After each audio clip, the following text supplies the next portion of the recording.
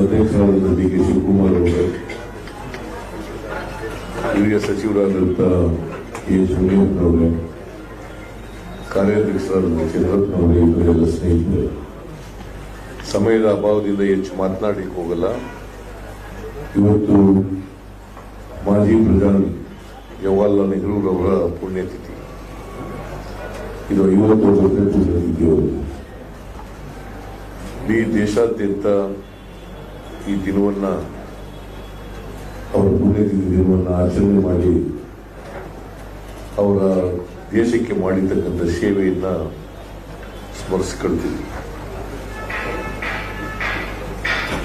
ಸ್ವಾತಂತ್ರ್ಯ ಪೂರ್ವದಲ್ಲಿ ಇವರ ಹೋರಾಟ, ಸ್ವಾತಂತ್ರ್ಯದ ನಂತರ ಪ್ರಧಾನಮಂತ್ರಿಯಾಗಿ ದೇಶದ ಅಭಿವೃದ್ಧಿಗೆ ಅವರು ಹಾಕಿದಂಥ ಪ್ರಯತ್ನ, ಅವರನ್ನು ನಾವು ಆಧುನಿಕ ಭಾರತದ ನಿರ್ಮಾತೃ ಅಂತ ಕರೀತೀವಿ. ಸ್ವಾತಂತ್ರ್ಯ ಬಂದ ಮೇಲೆ ಈ ದೇಶವನ್ನ ಪ್ರಗತಿಯತ್ತ ಕೊಂಡೊಯ್ಯತಕ್ಕಂಥ ಪ್ರಯತ್ನವನ್ನು ಮಾಡಿದವರು ನೆಹರು. ಅವರು ಮಾಡಿದಂಥ ಪ್ರಯತ್ನ ಬುನಾದಿ ಇದೆಯಲ್ಲ, ಅದು ಪ್ರಧಾನಮಂತ್ರಿ ಇರ್ಬೋದು, ಸಂವಿಧಾನ ಇರ್ಬೋದು, ಸ್ವಾತಂತ್ರ್ಯ ಇರ್ಬೋದು, ಇವೆಲ್ಲವನ್ನು ಕೂಡ ನಾವು ಇವತ್ತು ಅವರು ಕಟ್ಟಿದಂಥ ಸೌಧ ಇದೆಯಲ್ಲ, ಆ ಸೌಧದ ಮೇಲೆ ನಾವು ಮುಂದುವರಿಸ್ತಕ್ಕಂಥ ಕೆಲಸವನ್ನು ಮಾಡ್ತಾರೆ. ಸೊ ಬಹಳಷ್ಟು ಮಾತನಾಡೋದಿದೆ ನೆಹರು ಅವ್ರ ಬಗ್ಗೆ, ನಾನು ಮಾತನಾಡಕ್ಕೆ ಹೋಗಲ್ಲ. ಅವ್ರ ಆತ್ಮಕ್ಕೆ ಶಾಂತಿ ಕೋರಿ ಅವ್ರಿಗೆ ನಾವು ಸಲ್ಲಿಸ್ತಕ್ಕಂಥ ಗೌರವ ಅಂತಂದ್ರೆ ಅವರ ಮಾರ್ಗದರ್ಶನದಲ್ಲಿ ನಡೀತಕ್ಕಂಥ ಪ್ರಯತ್ನವನ್ನು ಮಾಡ್ತಾರೆ. ಭಾರತ ದೇಶವನ್ನ ಅಭಿವೃದ್ಧಿ ಪಥದತ್ತ ಕೊಂಡೊಯ್ತಕ್ಕಂಥದ್ದು. ದೇಶದಲ್ಲಿ ಬಡತನ ಇದೆ, ನಿರುದ್ಯೋಗ ಇದೆ, ಅನಕ್ಷರತೆ ಇದೆ, ರೋಗ ರುಜಿನಗಳಿದ್ದಾವೆ. ಇವೆಲ್ಲವನ್ನು ಹೋಗಲಾಡಿಸಿ ಬಲಿಷ್ಠ ಭಾರತವನ್ನು ಕಟ್ಟತಕ್ಕಂಥದ್ದು ನೆಹರೂರವರ ಕನಸಾಗಿತ್ತು.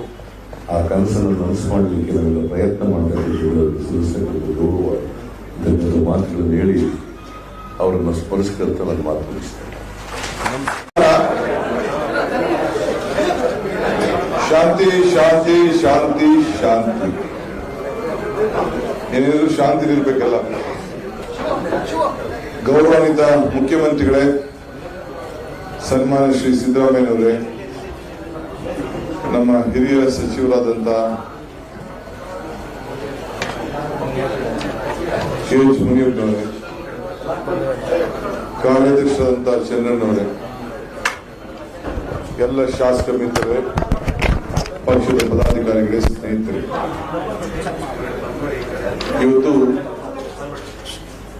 ಭಾರತದ ಮೊದಲನೇ ಪ್ರಧಾನಿ, ಆಧುನಿಕ ಭಾರತದ ಇಡೀ ವಿಶ್ವಕ್ಕೆ ಭಾರತದ ಅಭಿವೃದ್ಧಿ ಪಥಕ್ಕೆ ತೆಗೆದುಕೊಂಡು ಹೋದಂತ ಒಬ್ಬ ಶ್ರೇಷ್ಠ ನಾಯಕ ಪಂಡಿತ್ ಜವಾಹರ್ಲಾಲ್ ನೆಹರು ಅವರ ಪುಣ್ಯತಿಥಿ ಸ್ಮರಣೆಯನ್ನು ನಾವು ಆಚರಣೆಯನ್ನು ಮಾಡ್ತಾ ಇದ್ದೀವಿ. ನಾನು ಎಕ್ಸ್ಪ್ಯಾನ್ಷನ್ ಮುಗಿದ ಮೇಲೆ ಮಾಡೋಣ ಅಂತ ಇದ್ದೆ, ಟೈಮ್ ಕೊಟ್ಟಿದ್ದೆ. ಬಟ್ ಈಗ ಮುಂಚಿತವಾಗಿ ಮಾಡಬೇಕು ಅಂತೇಳಿ ಮುಖ್ಯಮಂತ್ರಿಗಳನ್ನ ಸ್ವಲ್ಪ ತಡ ಮಾಡಿ ಕಾಯಿಸಿದ್ದೀನಿ, ಕ್ಷಮಿಸಬೇಕು.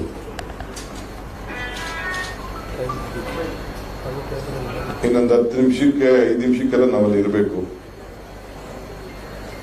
ಜವಾಹರ್ಲಾಲ್ ನೆಹರು ಅವರ ಆಚಾರ ವಿಚಾರದ ಬಗ್ಗೆ ದೊಡ್ಡ ಅಧ್ಯಾಯನೇ ನಾವು ನಡೆಸಬೇಕಾಗಿದೆ.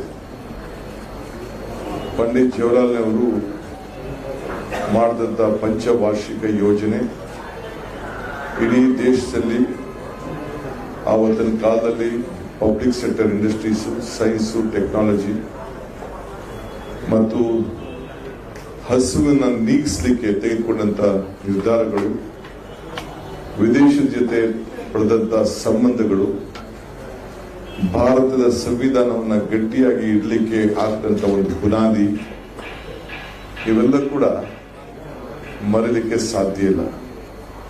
ಬಾಬಾ ಸಾಹೇಬ್ ಅಂಬೇಡ್ಕರ್ ಒಂದ್ ಕಡೆ ಒಂದು ಮಾತಾಡ್ತಾರೆ, ಇತಿಹಾಸವನ್ನ ಮರೆತವನು ಇತಿಹಾಸವನ್ನ ಸೃಷ್ಟಿ ಮಾಡಲಿಕ್ಕೆ ಸಾಧ್ಯ ಇಲ್ಲ ಅಂತ.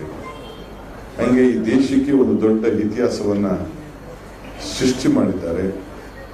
ಅವರ ಮಾರ್ಗದರ್ಶನದಲ್ಲಿ ಎಲ್ಲರೂ ಕೂಡ ಅವರು ಹಾಕೊಂಡಂತ ಹೆಜ್ಜೆನ ನಾವೆಲ್ಲ ಪಾಲನೆ ಮಾಡಿಕೊಂಡು ಇವತ್ತು ಈ ದೇಶವನ್ನ ಅಭಿವೃದ್ಧಿಶೀಲ ರಾಷ್ಟ್ರವನ್ನಾಗಿ ಪರಿವರ್ತನೆಯನ್ನು ನಾವು ಮಾಡಿದ್ದೇವೆ. ಅದಕ್ಕೆ ಈ ಸಂದರ್ಭದಲ್ಲಿ ತಮ್ಮೆಲ್ಲರ ಪರವಾಗಿ ವೈಯಕ್ತಿಕವಾಗಿ ನಾನು ಪಕ್ಷದ ಪರವಾಗಿ ಅವರು ನಿಮ್ಮೆಲ್ಲರ ಪರವಾಗಿ ಅವರಿಗೆ ಶ್ರದ್ಧಾಂಜಲಿಯನ್ನು ಅರ್ಪಿಸಲಿಕ್ಕೆ ನಾನು ಬಯಸ್ತೇನೆ. ಮಿಕ್ಕಿದ ವಿಚಾರಗಳನ್ನು ನಾನು ಬೇರೆ ದಿನ ಸದ್ಯದಲ್ಲೇ ಅವರ ಆಚಾರ ವಿಚಾರಗಳನ್ನು ಚರ್ಚೆ ಮಾಡ್ತೇವೆ.